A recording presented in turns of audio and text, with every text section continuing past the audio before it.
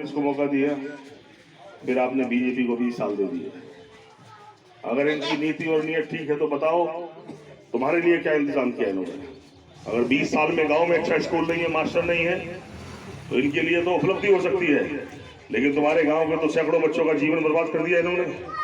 इसके बाद भी इनके साथ खड़े हुआ। बताओ, ये कह रहे हैं तुम्हें बढ़ा रहे हैं, तुम्हारी मदद करना चाहते हैं, ऐसी मदद कर रहे हैं, गांव के गांव कर्ज में डूबे पूरे।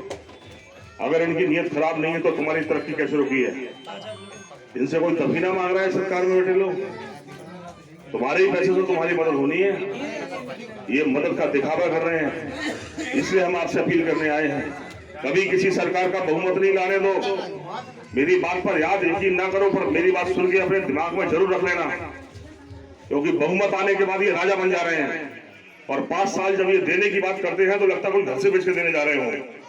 अगर ये कह रहे हैं कि हम बहनों को 1000 रुपए देंगे, दूसरी पार्टी कह रही हम 1200 देंगे, समाजवादी पार्टी ने तो कह दिया कि हम 3000 रुपए देंगे, लेकिन समाजवादी पार्टी का कहना यह भी है कि हम इन पैसे देकर थोड़ा सहारा देने जा रहे हैं। तो तुम्हारा दिमाग कंजूस क्यों है? क्या कुछ तुम आप घर से देने जा रहे हो तो 1000 रुपए कह रहे हो अपने मुंह से? बताओ, बड़ा आदमी अगर अपनी बेटी को 1000 रुपए में घर चलाने को दे दे तो बेटी घूरेगी उसकी तरफ, लेकिन सरकारी पैसे से जब गरीब की मदद होनी है तब भी तुम्हारा काम कंजूस है।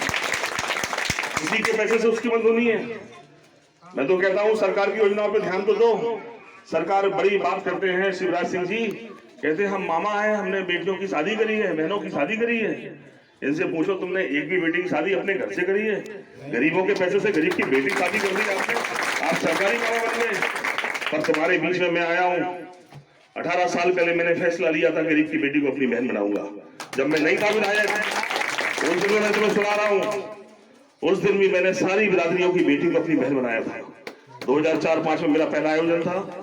आज मैं देख रहा हूँ यहाँ किसी झंडे लगे हैं, कोई किसी के साथ खड़ा है, पर याद रखना तुम्हारी बेटी की शादी सिर्फ दीपक यादव ने करी, दूसरे किसी नेता ने नहीं।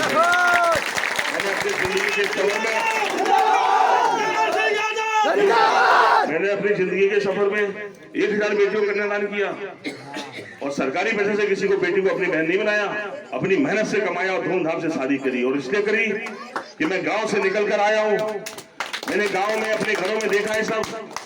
हमारे घर में बेटी कोई भी हो, बहन हो, घर की परिस्थितियां कुछ भी हो, पर हमारी बेटी सपना देखती है कि मेरे माँ बाप मेरी शादी अच्छी करेंगे।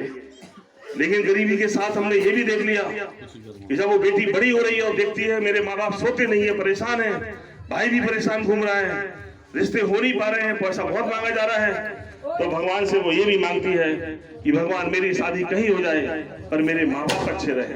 ये हमारे घरों की हकीकत है। इसीलिए मैंने एक कोशिश करी कि मैं जिस परिवार की बेटी को अपनी बहन बनाऊंगा वो कम से कम ये तो सोच लेगी कि माँ बाप गरीब है तो क्या हुआ, भैया अच्छे मिल गए, इंतजाम तो अच्छा हो ही जाना है। आप बताओ, 1000